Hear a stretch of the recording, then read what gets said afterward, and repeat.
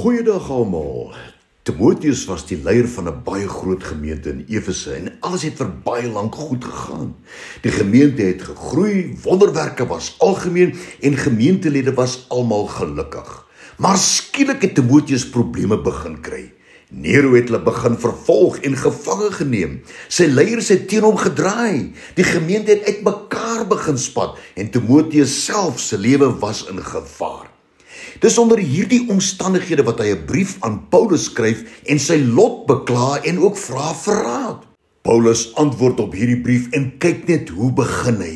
Kyk net hierdie wonderlike groet waarmee hy Timotheus groet en ook probeer opbeur in sy benarde situasie. 2 Timotheus 1 vers 2 aan Timotheus, my geliefde kind, genade, barmhartigheid, vrede van God die Vader en Christus Jesus ons Here. Maar hoor net wat sê Paulus vir hom eintlik as jy kyk na hierdie woorde genade, barmhartigheid en vrede vanuit die Griekse taal. Die woord genade is charis wat dui op guns wat plesier, blydskap en opgewondenheid meebring. Met ander woorde, die Here stort sy invloed uit en dit sal meebring dat jy sy guns sal ervaar, Timotheus. Daardie guns wat plesier, blydskap en opgewondenheid in jou situasie sal meebring. Hy gaan aan en hy sê, Timotheus, barmhartigheid, Elios, wat beteken dat jou ellendige lewe sal verander na 'n vol lewe wat oorloop van goedheid en genade. En dan vrede, eirene, wat dui op algemene rus, algemene geluk en harmonie, voorspoed, veiligheid, sekuriteit, gemoedsrus en einde van worsteling beteken. Ag, jy weet, soos Timotheus bevind jy jouself dalk in baie moeilike, onverwagte omstandighede. Jy is dalk radeloos, jy's hopeloos en eensaam. Maar ek wil jou verseker, die Here is oneindig lief vir jou. Hy wil saam met jou deur hierdie moeilike tyd trek. Hy beloof jou weer eens in Jesaja 41 vers 10, wees nie bevrees nie, want ek is met jou. Kyk nie angstig rond nie, want ek is jou God.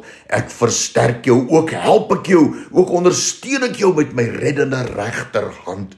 Hy gaan verder en hy sê vir jou in Jesaja 43 vers 2, as jy deur diep water moet gaan, sal ek by jou wees. As jy oor 'n rivier wat in vloed is moet kom, sal die water jou nie wegspoel nie. As jy deur vuur moet gaan, sal die hitte jou nie skroei nie en die vlamme sal jou nie brand nie, want ek is die Here jou God. En met dit alles in gedagte, wil ek vandag met vrymoedigheid jou groet, omdat my hart vol geloof en verwagting is, en omdat ek weet, die Here is lief vir jou, en hy wil hom oor jou ontferm. Ek wil jou groet by dieselfde seënbede waarmee Paulus Timotheus gegroet het, maar ek gaan die verklarings van die Griekse woorde van genade, barmhartigheid en vrede gebruik in hierdie groet. Here, hoor nou my gebed wat ek in geloof en verwagting uitspreek oor almal wat luister na hierdie oordeenking. Mag die Here se teenwoordigheid in jou lewe net plesier, opgewondenheid en blydskap meebring.